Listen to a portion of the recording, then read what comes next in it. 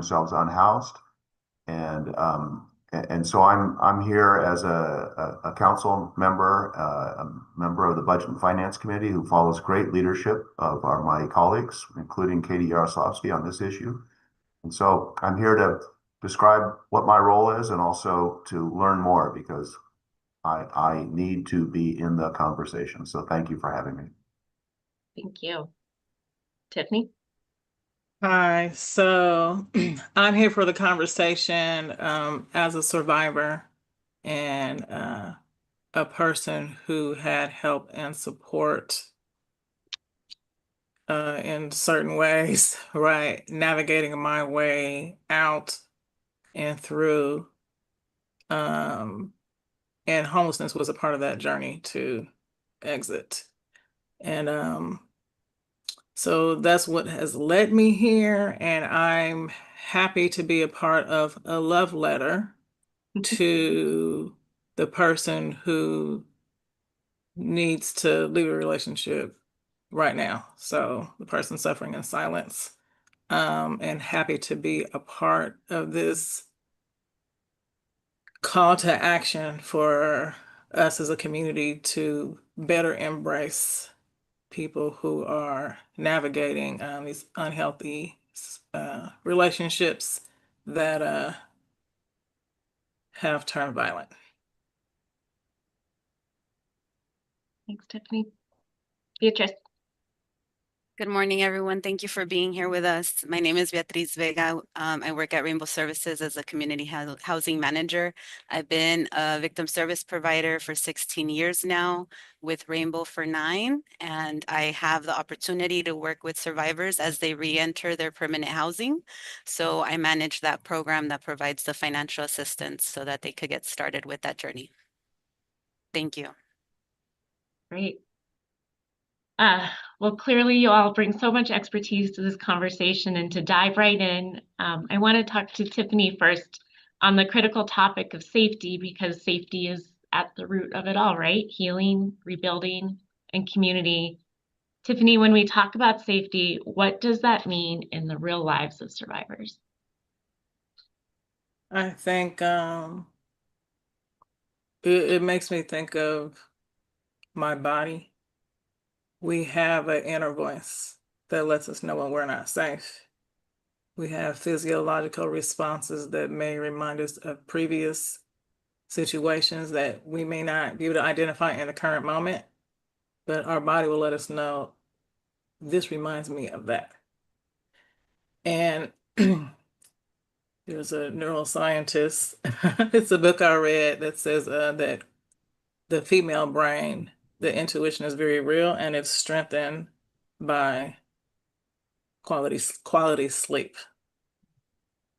And so, are you able to get good rest when your nervous system is out of whack? I'm not so sure, but mental safety, who comes out of these relationships without at least depression, anxiety, and PTSD? Emotional safety it can be a very alone experience. And so I think knowing that I wasn't alone was probably the first sign of like coming back to life, and trying to move beyond that relationship. I found myself in at a DV clinic for 5 years with other survivors, letting me know I wasn't alone. But I think as much violence is here in our city and county, including what shows up in homeless statistics, right, of people who have experienced violence. This should be a hot topic where funding is never an issue. Agreed. Beatrice? I want to say something else about financial safety. Probably a really good reason, other than just the ties that we have to the person that we're in this type of relationship with, is people can't leave for financial reasons. So just wanted to uplift that. Yeah. Thank you. Beatrice, I know you see that every single day. In your experience, how does housing and financial independence affect survivors' access to safety? Thank you. So what we see is survivors that come to us with the inability to maybe obtain housing. We know that our credit scores are run when we are looking for housing, and sometimes there has been financial abuse happening in the relationship. A lot of abusers open credit cards on survivors' names during the relationship, and that just pushes up, builds their debt in a way that when they come to us, we are identifying resources for them, but sometimes it's takes some time for that to happen, and so that inhibits their ability to identify their next housing. And that's one way. The other way is maybe they weren't able to work because the gender roles or the cultural norms in the relationship meant that they were not able to hold a job. Maybe they had to stay home to take care of the children, and that's a full-time job in itself as well. So having to then leave an unsafe situation to then take care of the kids, find a job, what does that look like? Childcare is extremely expensive, and sometimes the resource isn't there for our families. So it's something that goes hand in hand with creating a situation where maybe the survivor or the victim doesn't feel that they can leave because maybe they don't know what resources are out there. And if they don't know what's out there, maybe they feel that they are stuck, and that's a real situation. Once we are able to explore the options for the survivors that we do have the opportunity to connect with, then it's a little easier, but just a little bit, because it's still hard no matter how much we can support them or we intend to with the financial assistance, because once they're housed, a whole other slew of things come through for them as expenses. So it's ongoing support for them, and we need to be able to show up in that way as providers, as community, so that they feel that they are not alone in this anymore, because it was a lonely time. But now that they're out of it, now that they're in a place where they can, try to move forward, try to restart, that's when we need to show up. Yeah. We've just lifted up so many of the personal needs that emerged, but Councilmember McCosker, if you could share from your vantage point, how can public policy improve survivors' access to safety too? Well, thank you. I mean, I appreciate this conversation because it should be known for all of us in public policy setting that safety for a survivor it's important to be free of physical and emotional and violence, but it also needs to include housing and access to food and financial security and access to services or connections to be able to navigate what is a frightening situation for a survivor. It's not. I do know that such a high percentage of women who find themselves unhoused in California is in part because of domestic violence from an intimate partner. And in Los Angeles alone, I've been informed that the statistics are 44% of women who find themselves without housing are, in large part because they are attempting to free themselves from domestic violence. And so it's going to be important for us, and it has been important for us on the city council level, to make sure that while we are addressing domestic violence and doing our part, that we see the intersectionality of homelessness and the issues for especially women of color and for the LGBTQ community. And so this year on the Budget and Finance Committee, I was very, pleased to follow the leadership of Katie Yaroslavsky and support the heck out of her on the issue of just putting in more money. And it's our homeless, basically our homelessness response was putting more money into domestic violence beds. And she is right when she says we have the largest increase in the history of the city in providing beds and shelter for survivors of domestic violence. we need to, you know, double down on that and stay in that space.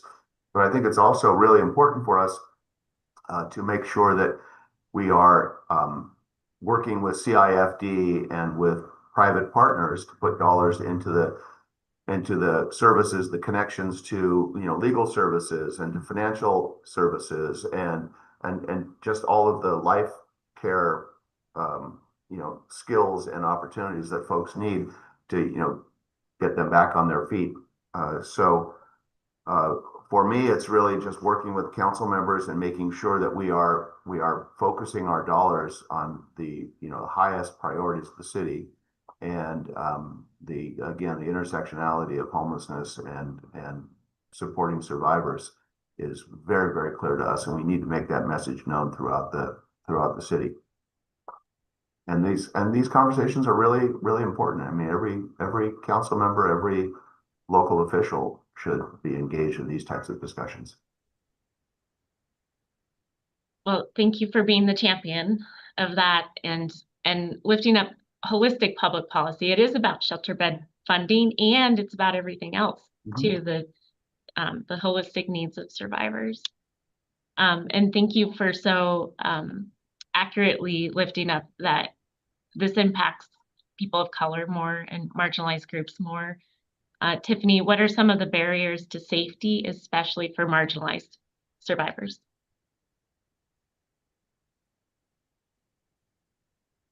I think it's the not knowing. This is the lack of discussion and community awareness. We should have more town halls just because, or I would say like cross-sector arrangements where there's a segment that addresses like the interaction, like the intersection of domestic violence and homelessness that we're talking about today, right? But a segment that addresses it where you're able to address an audience that may not normally come out when they're called in, right? And I'm saying this because it's just the lack of awareness is something else. And people may not identify. I did not know I was in a domestic violence relationship while I was in my domestic violence relationship. Because this is a lack of familiarity, right? And of trying to understand what's going on with this is somebody that you have so much connection with, also showing up in a, you know, aggressive manner or some kind of power and control manner. And so a person gets caught off guard. And sometimes it's normal. You know, every person has their own story and their own journey. And people have things in common, and some people don't have things in common, you know? And I also lift up the voices of like my peers. Just having the privilege of doing advocacy work with the coalition with a group of women. We were homeless directly related to our domestic violence relationships. And we know that we're not the only ones. And each of us has something different, right? But what do you do? So whether it's physical, what do you do after a physical altercation with someone where maybe there wasn't a hospital involved, maybe the police weren't involved? Then what does a person actually do when they don't know what to do? And so that's my point, is that people don't know, have no idea. I had no idea, you know, even when you realize there's something financial happening, who do you actually call? You know, how do you actually report your experience without somebody saying, you know, it seems like you could just bounce. But when things are intertwined in a certain way, whether it's the mental connection the physical connection. You just love the way the person smells. It's just something about this person that you can't get away from, even though you know that you need to. And what do? We'll get to what I did, but I think first and foremost, first barrier to safety is as soon as I don't feel safe. And I feel like I can't just exit my home or my relationship. What am I supposed to do? Yeah. For me, I went spiritual. Thank you. Yeah. I mean, safety looks different throughout the course of a lifetime, right? In some ways, safety is kind of this critical short-term intervention of helping people get out of a dangerous situation, but healing is a different part of the journey, lifelong, non-linear. And, touching on spirituality, maybe you're heading in that direction, but Tiffany, how do we support survivors at every stage? So I'll just say after learning about on average 7 incidents, and maybe you can clarify this, Amy or Beatrice. I don't know if it's 7 hospitalizations or just 7 incidents, period, what the statistics reflect, but it takes a while to have that, not the aha moment, but the aha moment that says, I gotta go. Mhm. But it doesn't mean a person is not trying the other times that they know they need to leave. And it's very important for community, whether it's somebody that works in the sector or whether it's a close friend or relative, or somebody else who's experienced it. We can be hard on people when we're like, well, I wouldn't take that. Or why are you staying? What's wrong with you? But one of the most important things to someone navigating this is like a toxic, dysfunctional, unhealthy, abusive relationship is connecting them to the resources and offering support every time they come to you without judgment, because you need to know that the person is judging themselves.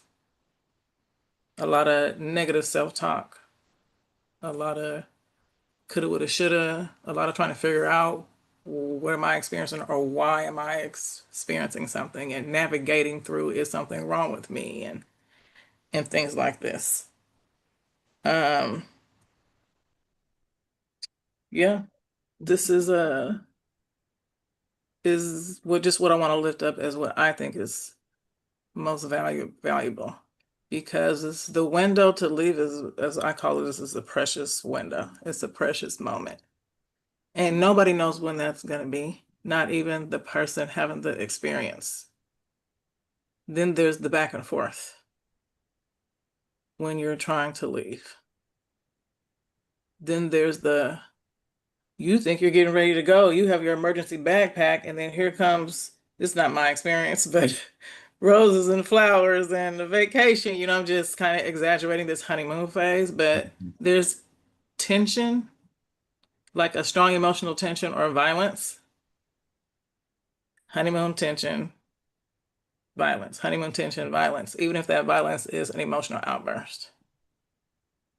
And so we can grow comfortable and familiar with this loop and just get lost in how do we escape it all? But for the person who starts to have an awakening and is reaching out, to reach out and not have a crisis bed to go to. Yeah. To reach out because your kids need safety, and if I don't do this, they're going to take my kids, but I can't leave this situation. All of the women that I was in this domestic violence clinic with for 5 years, it's prototypes. All of them were parents. most of them were mandated to be there to get their children back. And I was there because I needed to figure out how did I get in that relationship, why did I stay so long, and how to not repeat it. Because that's the pattern that I saw with others, and I was like, I have to break this pattern. I have to break this cycle. I have to break these chains and figure it out. And so I'm very supportive of the person that's ready to bounce. And I know that a person has to feel safe and they have to want it, but are we who we need to be for the person who can't figure out whether to stay or go? And the best phrase someone told me is, I want to help you help yourself. So this is the empowerment that I rolled with, is that nobody can do it. Nobody can do anything for anybody. And as much as we want something for a person, they have to want it for themselves. So one resource is helping a person help themselves, but you have to know how to do it and what the resources are. Right. Gosh, I feel like you're circling around what we call trauma-informed care, right? Which simply put is not what's wrong with you, but we know that something's happened to you. And Beatrice, I know you put this into practice every single day, but what does trauma-informed support look like from your lens? Thank you, Amy. I want to answer Tiffany's question about the 7 times. It speaks to the statistically known fact that it takes up to 7 times to attempt to leave a relationship where safety Okay. has been an issue, where there's violence. So we know that it takes up to 7 times for someone to attempt to leave, and hopefully that 7th time is the one that we do get out with our lives. The other thing we know is that leaving a relationship where these dynamics exist is also the most dangerous time. So we do have to just navigate very carefully, support the survivor to when they're ready to leave. In every capacity. And so as a victim service provider, that's our role. Create safety plan, and what that could look like is, like Tiffany expressed, have a ready to go bag, have all your important documents, just be ready to go for that moment when it's safe enough. We never want to let the abuser or the person that's causing us harm, we don't want to let them know ahead of time that we're leaving, or that that's our thought, or we're threatening with that idea. That's a very personal thought, emotion that we're going to keep quiet to ourselves, because we don't want to let them know. Again, leaving a relationship where the dynamic is, I'm fearing for my life. He or she has threatened my life. They have threatened my life. That's a real threat, and we will take it serious. And as a survivor, you often know the most how serious that is. You know this person, you've been in that relationship. Tiffany also spoke to the bond that occurs in relationships. Early on in relationships with the type of person that will potentially abuse you, there's a lot of love bombing, and that looks like a lot of gift giving, a lot of I love yous, I want to spend time with you. And so then, then they might begin to isolate you from your support system, might speak to specific relationships in your life that they might not like the person, or that person, they don't treat me this nice, or I don't like the way they look at me. And so create a situation where you might have to choose. And so you begin to create a bond with this person where it's only you two. And that's cute and all, but you are a person outside of this relationship. And that's what gets lost in this dynamic. And so those are sort of the red flags that we can sit and speak to someone that comes through our doors with this conversation, right? That they're here for help. So this is what we're going to talk about. We're going to talk about the wheel of power and control, what it looks like to be manipulated, to be dismissed in a relationship where your voice doesn't matter, where your voice isn't heard. All these dynamics play out in this relationship. And if, as a person that's going through it, this is what you're experiencing, then it's valid and we'll have the conversation. And, you know, if you could go back to your partner and discuss it and it works out, that's great. That's the outcome we want. We want healthy relationships. But if it's unhealthy, if you're unsafe, if you're in danger, if your kids are in danger, if the threat is, if you leave, you won't have access to them. If I'm going to call immigration on you because you don't have rights as an immigrant, all that stuff should not be happening in healthy relationships. So that's clear. Those are the conversations we have. Those are the conversations we need to be having in the community with our loved ones. And as long as you can support someone in that space, have those conversations. Because if you're not ready to support someone that can potentially go back to that relationship, then it's okay. Just don't have the conversation. Don't be that person, because they do not need more judgment. They do not need another abuser in their life. They need someone who can be there even after they went back. And if you can't be that person, know that for yourself and let them know, like, hey, this is the resource I can give you. I can't support you. It hurts too much to hear it, maybe. That's honest. And I think that's what our survivors need mostly, is honesty. But not, I think you should, because that never works for anybody. I think you should. Anything in my life, that's my decision, that's my life, and that's how we most likely will act, right? So we have to be aware of that. Moving into the trauma-informed principles that we attempt to put in practice every day with our survivors, it starts with creating a sense of safety when they come through the door. So are we making sure that they're physically safe, that they're emotionally safe when they're speaking to us, that we are not showing up with judgment, that we have checked in with ourselves as providers to check our judgment at the door and show up as someone that can support the survivor. So create that safety for the person that's sitting across from you, talking about these very hard moments in their life. They went through it. And for them to come through the door, make that phone call, or maybe send that message in chat, was a big step for them.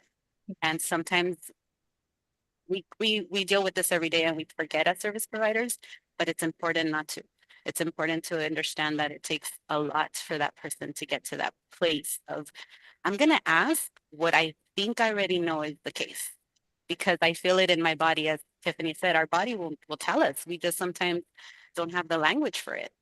And that's maybe what we could provide is the language, the facts, the knowledge, so that they could then make their informed decision. And that's the other thing that's into trauma-informed care, is that we provide the information and they make the best decision for themselves, whatever that decision looks like.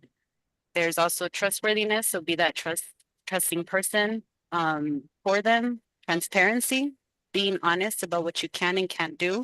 Like Tiffany said, we can't be rescuing. We want to for you. We want everything good for you, but we cannot take that role, because at the end of the day, we can only take care of ourselves.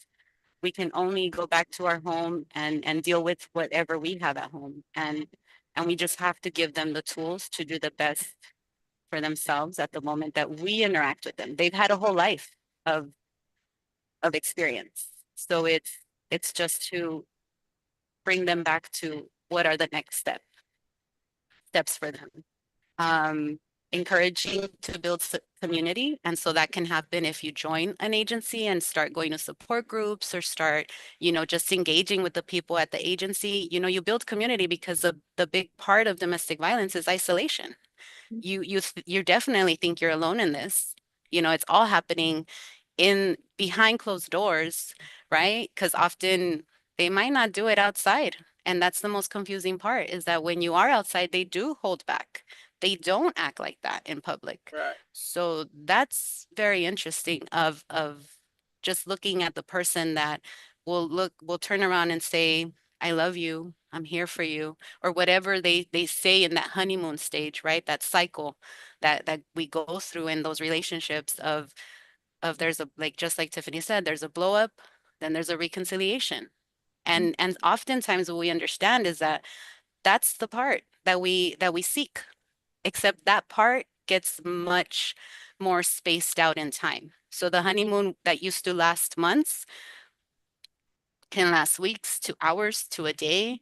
As the violence just increases in that relationship. So that's extremely, the survivor in that situation is just, that's the psychological piece. You're trying to Mhm. understand, but you can't understand, you can't seek to understand what other people are going to do and their choices, right? But again, there's that bonding, there's that very real chemical thing that happens with us. And so we do need to be able to be there to support them to step out.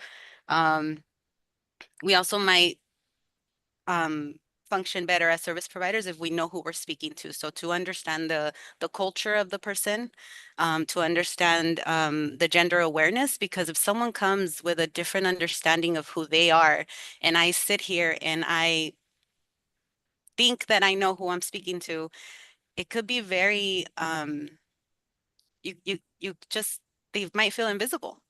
They didn't feel heard, they didn't feel seen. That's like the worst thing we could do. And that's, to someone that's going through that, and to anyone that we engage with, that could be the worst thing we could do to them. So we have to be just very aware. And so there are principles of trauma-informed care that we practice so that we could show up in a way that they do walk away feeling seen, feeling heard, feeling validated. They're not crazy. They're not going crazy. We're not here to dismiss and say, well, I'm sure he didn't mean that. I don't know him. You're telling me what you're going through, and that's what I'm going to hear. But I'm also not going to tell you what to do. I'm going to give you the options of what to do and how to come back and how to get help. That's what we have to do. Yeah. Oh, thank you for bringing trauma-informed care to life. It's not just a buzzword. That's how you do it, right? Tiffany, you mentioned that prototypes was so critical in your journey, healing journey. What other services helped? Am I off mute? Yes. Okay, Amy. Because this is a conversation, I have to detour.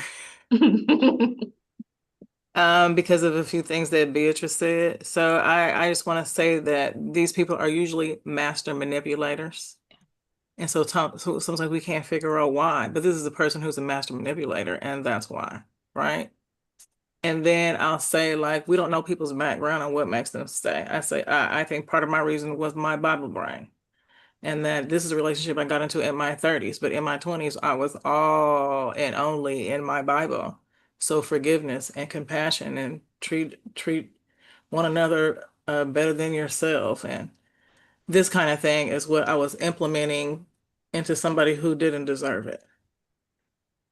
So healing and dealing is what I decided to do. And inner work, that's what I call it. Healing and dealing, inner work, love thyself. Those are my buzzwords for how my switch flipped, right? I want to lift up emotional CPR. It's a class I took. So just like you resuscitate a person's heart physically, you can help resuscitate a person's heart mentally by being with them. Let me get my other finger, with being with someone. So because this is very alone experience, once a person feels like in this moment you're with them, okay, let's say it's me. So now when I go home, I don't feel so alone because I had a with experience. So no, I'm not by myself. And with means being able to be there and hold whatever is being expressed to you. Because we know how to be on our phone while on our phone. You understand what I'm telling you? I'm talking to you on my phone and I'm on my phone, right? We know how to be looking at something. We know how to be working on a document. We know how to not be fully with a person, especially if we're, I want to say professional, but that would be unprofessional to the person that's trying to have your active listening ear and your mind and your heart and your body. So being with someone is also being with them physiologically, because when a person is telling you something, I think the reason we run is because we don't want to feel what they feel. But we are human and we are spiritual. We are human and we are spiritual. And when someone is talking to us, we feel. Has your hand ever tightened up while somebody's telling you how they feel about something? Have you ever started getting anxiety? Did the hairs on the back of your neck stand up? Did you start sweating? Because you don't want to feel what you feel. You're not able to hold space and be with that person. But if you could acknowledge, if you're like, wow, I'm listening to you and my hand is tense. I'm listening to you and my heart is fluttering and I have fear in my heart. Are you scared? I have this. Is that how you feel? And that's what the being with someone is most likely they're gonna say yes, or they're gonna tell you what it is, right? But reflecting back to a person what they're saying, that's also how you're being with someone. So just wanted to lift up emotional CPR because people know when they're being ignored, they know when they're not being heard, they know when they're not being supported, they know when you're not available. Here, they know when you're not available. And so when I went to DPSS to get reinstated in my cash and food stamps, I was able to talk to my worker about my relationship. And they put me under a mental health umbrella to get domestic violence support and referred me to Prototypes where I stayed for 5 years. 90 days in, also speaking to what Beatrice was saying about the knowledge to make an informed decision. So being in these healthy relationship classes, after 90 days, nobody had to tell me to leave. After 90 days is when I bounced. And I never counted the dance, that back and forth. So if you can just imagine like 5 years strong and then a 4 month dance, then going to Prototypes, then 90 days in is when I left. But then there's still an emotional back and forth that I did for a little while before I just went dark for a few years. Right. So I have to say something about the Department of Mental Health. So in seeking therapy for a couple of years, because I had no idea what I was experiencing in my relationship, all of a sudden I was angry. I'm like, oh, what's going on with me? 2 years of that, 2 years of just being away on my own and in this relationship before I even understood that I was in a domestic violence relationship.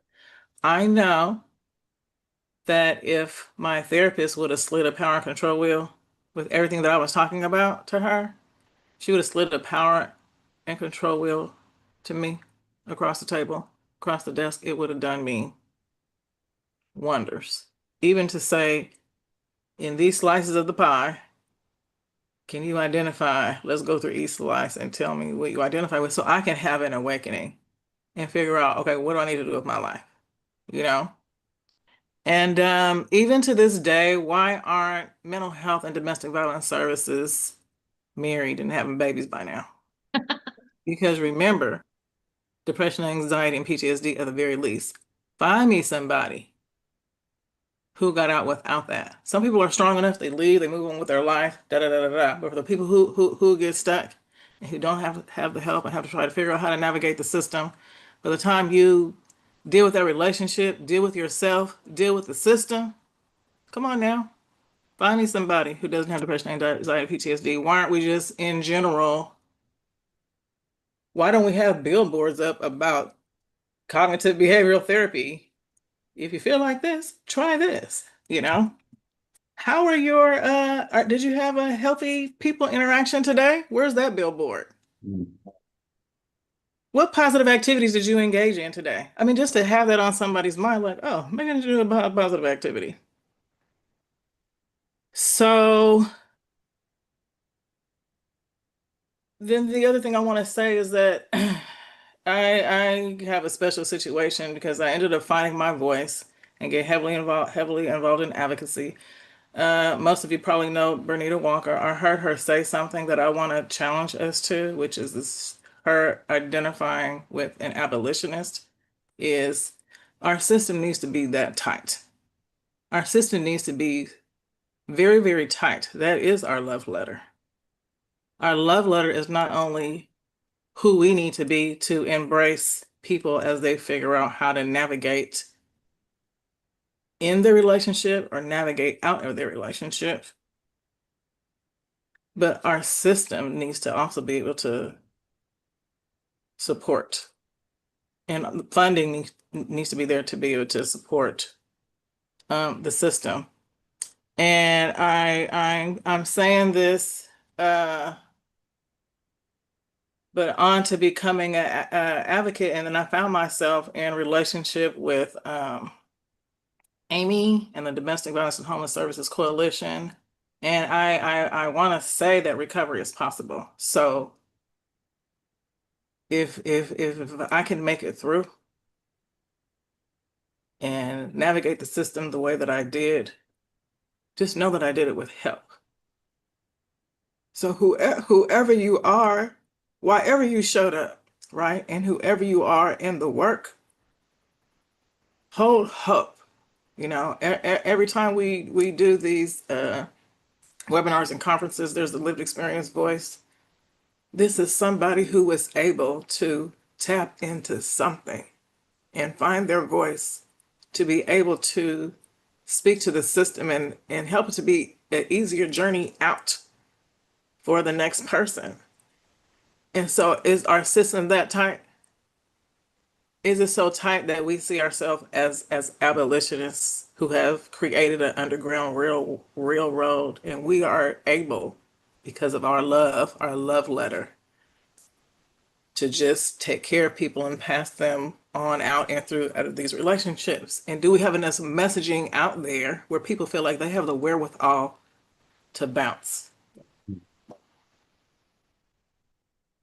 Ugh, I have chills always when I listen to you all. Councilmember McCosker, you again the theme with survivors always. What does that look like to you? How does that truly show up for survivors? I don't know. What are you taking in from all this conversation thus far, too?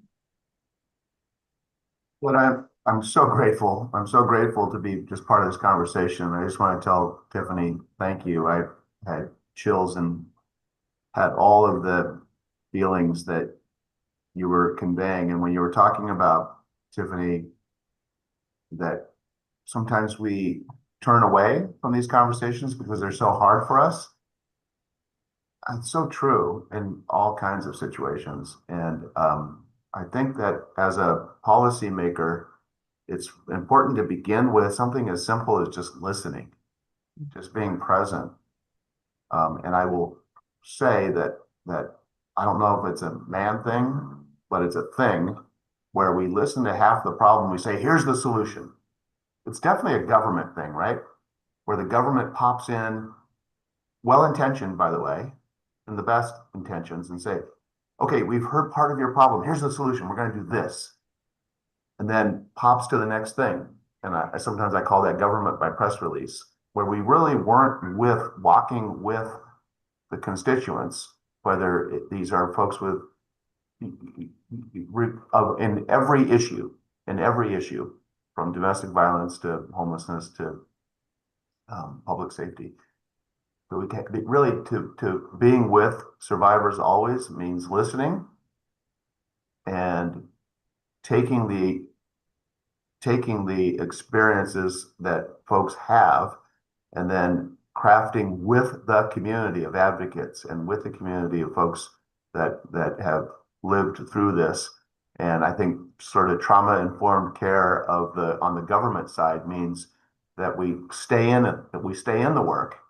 And we say, what, holistically, what is it we need? It's not just throwing money at beds, but it's what comes with the beds. What are the sort of the wraparound services, as we sometimes say, that are necessary to get folks back? And I think it's also just critically important to have these conversations everywhere. I've been informed by my wife, Connie, who many of you all know.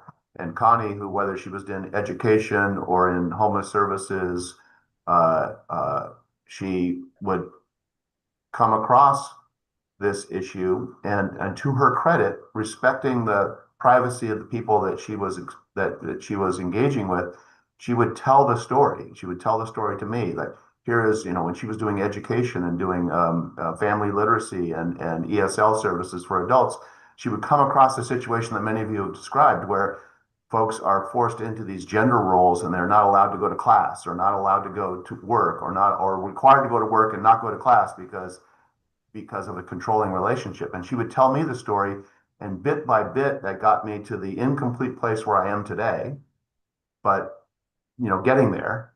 So I think it's really, I would just observe that it's going to be important for these conversations to happen everywhere with our youth and with our young adults and with people in public policy positions or people not in public policy positions, because we don't know where these conversations will take us. But if we're going to be abolitionists, and I love that, I want to read more and find out about this. So we're going to be abolitionists. It's going to take every single person to participate in the railroad that gets us out of a society where, this hides in the shadows. So that's probably not the public policy answer you wanted me to give, but I was just taken over emotionally by what you all have said, but especially what Tiffany had just described about be present physically, emotionally, and don't turn away. Or if you have to turn away, say so. Don't pretend like we're going to just drop some money on the problem and then move to the next problem. I have a vision for the next press conference that's called With Survivors Always, and we find that we have multi-year contracts and we can work on healing and thriving. And I appreciate that. Like, you can't just, it's not just one and done. Right. This is Government long-term does work. that all the time. We're so proud of ourselves when we introduce emotion, but we haven't seen it through, and then we move to the next problem. And in defense of people in my position, there is the next problem. There are all kinds of problems, but they are all related. Public safety and domestic violence and homelessness and food insecurity and educational reforms, they are all related. That's right. I think we just have one audience question. I want to make sure we bring in our audience, and then let's take the last few minutes and talk about action, what we all can do together. Christina, can you help me find the question? Absolutely. I got you. Someone asked, when I think about the intersection of systemic oppression and the experience of being unhoused, my concept of survivor expands. While so many survive domestic violence, so many are also surviving systemic oppression that cannot be escaped. I would love for the panel to speak on this. So, of course, something light to end with. There was like a break in Yeah. there where I missed a piece Can of you it. say it again? Same. That was a beautiful, we know that we missed something there. Beautifully crafted. I think what the person wanted to know is layering systemic oppression when there are unhoused survivors, and how do we escape that while trying to also escape an abusive relationship? Although, Tanya, if I am incorrect, please feel free to come off mute.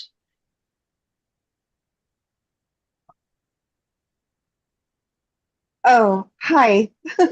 Can you hear me? Yes. Yes. Oh, I'm so glad. Here, I'll come off. I don't know what I look like right now. I'm multitasking. Hi.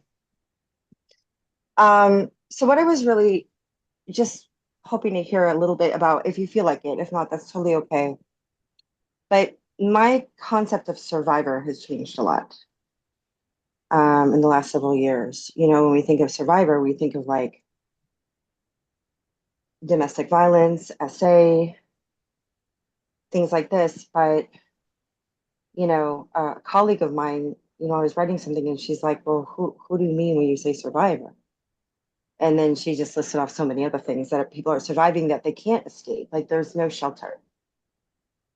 There's no safe house, right? In terms of like systemic oppression. And it just really made me just sort of think so differently, like so many survivors, maybe who have more like privilege, power, protection from accountability, even while experiencing, I mean, I could say I was in that situation, even while experiencing domestic violence. Some have more of an escape from others because some people can leave a person and kind of be safe. But then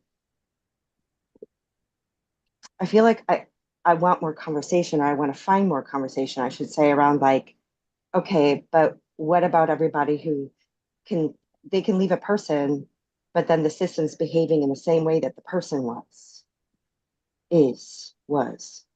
and then what? And then, and I think about that because there's such a strong intersection between that and being unhoused. I'll shut up now. Thank you.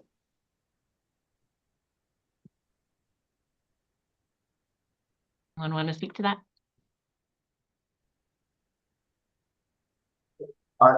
Knowing the least about this and needing to do the most listening, I will observe that there are folks with privilege in our society who have greater access to a path to get away and to survive. And I think it's really incumbent on us as public officials to look at every aspect of what can be a very cruel society that we live in. I mean, the poverty and wages and access to medical care and access to mental health care and access to housing and to food. I mean, we really, you know, I'm daily, you know, I'm heartbroken to see how difficult it is to be poor in our society and how systemic racism and inequality on a bunch of different levels, you know, lead to that. So I think it's really important for us as public officials to, you know, bend our budgets and our policies to create what my faith tradition calls a preferential option for the poor. And that is not just financially poor, but folks that are undervalued in our society. I wish I had a better answer than that. No, You thank have a you. long journey to get to equality and equity. That's right. We've got a couple minutes. Let's rapid fire into topic on action. If we all could share what advice in terms of what people can do to step into action, what we can do together. Tiffany, we'll start with you, and then Councilmember will move to you, and Beatrice, you'll have our last call to action today. Well, I was typing. Will you repeat that? Call to action. Any ideas of what you can do, what we can do? I saw it in real time during the budget process last year when Laura and Brenda from Rainbow Services showed up in council, remained in chambers for the entire budget discussion. You know, elected officials can say that we really care about putting money into domestic violence beds, but there's so many priorities. It is important to be physically present as advocates as well. So I would say show up, be there, stare us in the eye, make sure that we live up to the promises that we make. And I will really give a big credit to Rainbow Services in my district. And I know that there's so many other organizations across the city who do the same, but kudos to them. Okay, since I can't find my notes, if I'm allowed to take a piggyback ride on Councilmember McCosker, I'm gonna take my shot, okay? So Tiffany, was, I think, second to the last person at that budget committee meeting. And was this what, 6 million, 6.5 million on the table or something like that? Yeah, it was, I don't remember the exact number, but it was in the millions, yeah. So I'm just gonna repeat what I said then to the best of my ability as the call to action today, which is, you know, I do social media advocacy, and so people will inbox me and ask for help and support. And then maybe I'll hear down the line, thank you for helping me all of those times. I finally did it, right? So yes, support people. Call to action, I'm gonna say, is financial. So if we're hand-holding people in the community and helping them navigate the system, and there's no way to go in a crisis bed, do not take away the money that already needs to be quadrupled. And stop forgetting about domestic violence line items. Thank you. Beatrice, want to bring us home? Yes, thank you. So, there's a lot in the chat asking what can they do? How can they continue the education for this topic?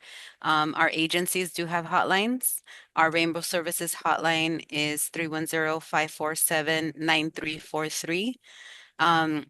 The domestic violence agencies across LA County also offer a 40-hour domestic violence training for advocates where you could learn more of this topic, and everything's in the chat right now. Christina's putting it up. Laura also added the information for our 40-hour training. So that's what's available to the community if you want to get involved, learn more, learn how to help. That's out there for you all. For those of you that are struggling with family members that are in this situation, do your best to also take care of yourself in the process. This is very hard to experience with that person that you love, and so just be gentle with yourself as you try to help them. Because it's not easy for you that you're trying to hear what's happening and trying to help them, but it's doubly not easy for them. And there's a lot of work we still need to do. There's a lot that we need to do to continue to stop the cycles that we experience in our community, in our culture. But it starts with us. We're here today. So as long as we can stop the cycle with us, as long as we could speak to those specific characteristics, the dynamics not occurring, at least in my presence, if I can safely do that in my life, that's a big step too. We wanna call people into those conversations, but sometimes we need to remove ourselves from specific people in our lives because they're just not gonna understand. And that's hard to do because we think that we we don't want to be the bad person, but you have to take care of yourself. And if someone just isn't respecting boundaries that you have placed, then they don't deserve to be in your life, and that's period. So, just I encourage everyone that's trying to move past certain situations, seek the help you need. Continue to reach out because it doesn't matter how many times you've gone back or just how many times you've repeated a cycle. It doesn't matter. What matters is at the end, you come back to who you were and who you really are, and you thrive, and you're in it, but there's something else after, and that's my hope for the people I work with and for the people that are still trying. There's something after, and so I hope to encourage everyone to at least hold on to that. Thank you, everyone. Thank you. What a beautiful ending. You said it starts with us. And that's so true. And I hope we all carry this forward and continue to do good community work together. Thank you all. Thank you to our panelists for your time, your expertise. And what a great conversation about with survivors always. Thank you all. Thank you. Thank you.